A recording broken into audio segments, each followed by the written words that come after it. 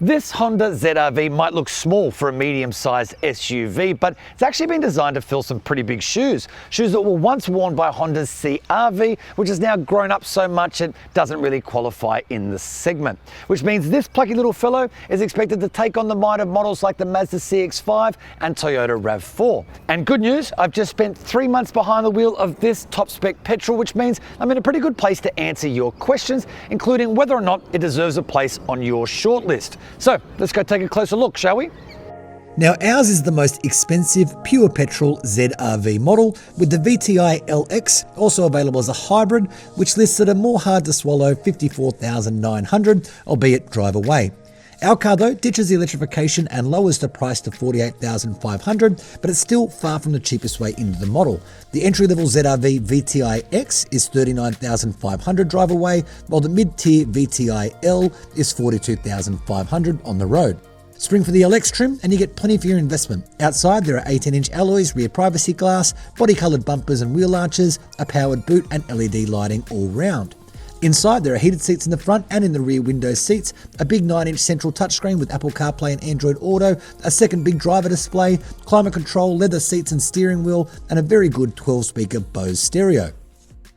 It's a handsome, compact-looking thing, this ZR-V, which is why I reckon it looks a bit more like a small SUV rather than a mid-sizer. And the dimension in which that's most keenly felt is the roofline. It's a fair bit lower than most of its core rivals, which gives it a more sleek, kind of swept-back appearance, which I really like. I also love the blacked-out grille treatment up front, and this trim level gets the two-tone alloy wheels as well. And I love this crystal blue paint, by the way. But where I do think the design falls over a little bit is here at the rear, where kind of can't really decide whether it wants to be an SUV or a hatchback, and as a result just looks a little bit unresolved. Inside it is a lovely and leather-soaked ambience, and I felt comfortable and cosseted over my time with the car. Now the tech is plentiful and on point, and some of the detailing is actually lovely, like this little honeycomb strip across the dash. And I know this sounds like a tiny thing, but I really like the fact that there's a USB-A and USB-C connection point, so you're never without the right cord. One word of warning though, if you have a modern iPhone, the wireless charging pad is all but useless. I think it's because the camera's so big, but whatever the reason, it's sort of worked intermittently at best for me throughout the 3 months. Now, all of that being said, I'm not sure how hard wearing some of the materials are, especially these panels in the doors, both of which are already showing light scratches, and it's a fairly new car. So yes, the ZR-V is smaller in really every measurable way than a car like the Toyota RAV4, for example, but there's still plenty of room back here to spread out. I'm sitting behind my own 175cm driving position. As you can see, knee room and headroom, despite the lower roof, are really no problem, and there's a fair bit of width to the cabin as well, helped by the fact that there's no really intrusive tunnel here.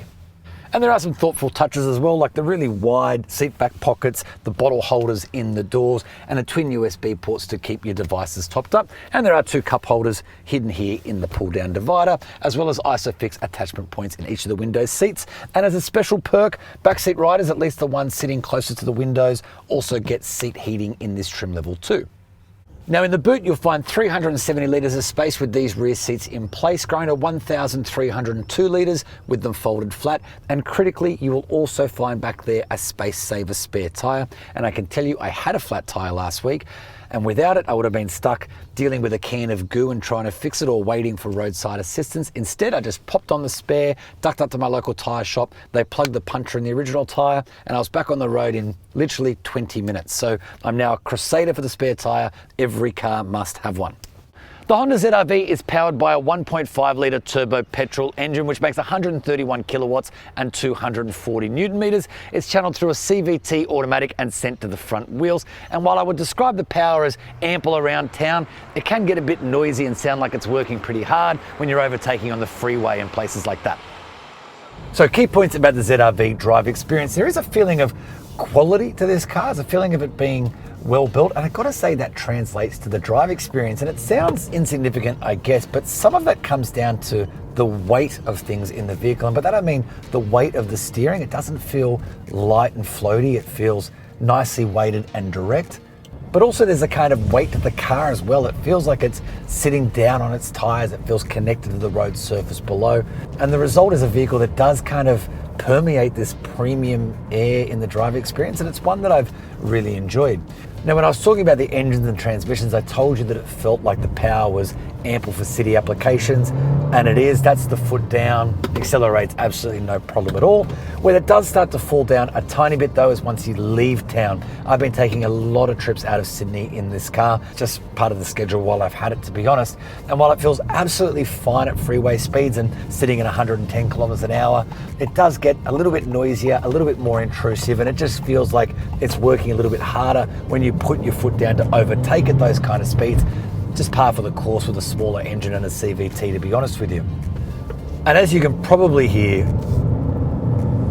it's also not the quietest engine when you put your foot down, especially going up hills, which is interesting because the rest of the vehicle feels really refined. The road noise isn't overly intrusive. There's no wind noise. It feels well insulated. It's just that kind of thrum from the engine. It doesn't really bother me much. I know it's just the engine working in tandem with that CVT, but maybe just saying to keep in mind if you're test driving it.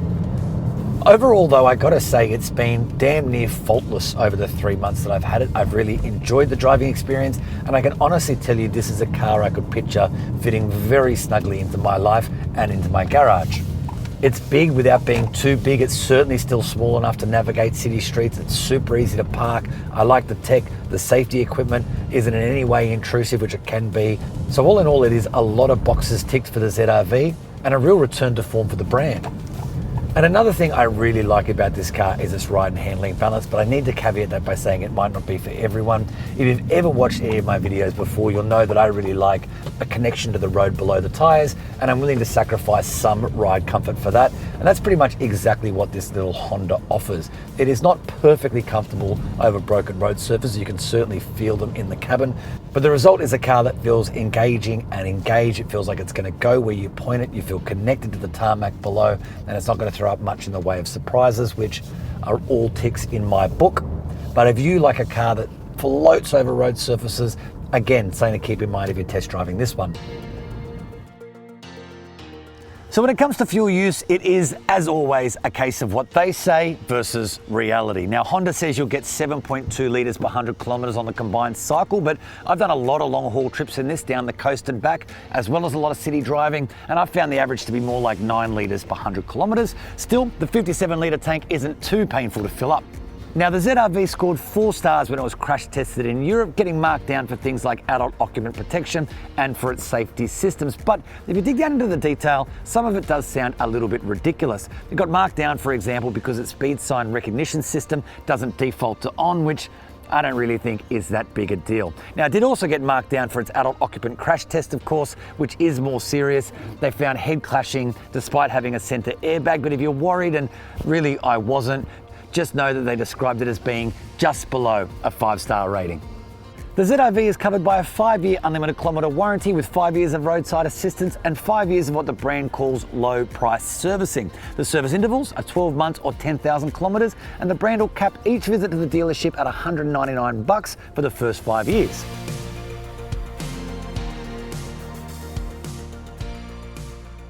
Now, I think the Civic Type R marked a real return to form for Honda, proving the brand could still build a bonkers, engaging, exciting sports car.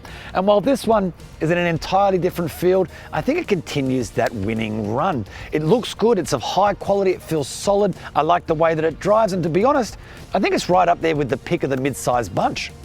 Now, this is really just scratching the surface of the ZR-V. I've got 3 long-term reports on this car. There are reviews on all the other models and thousands of other vehicles, all living on carsguide.com.au, so make sure you head there and check it out.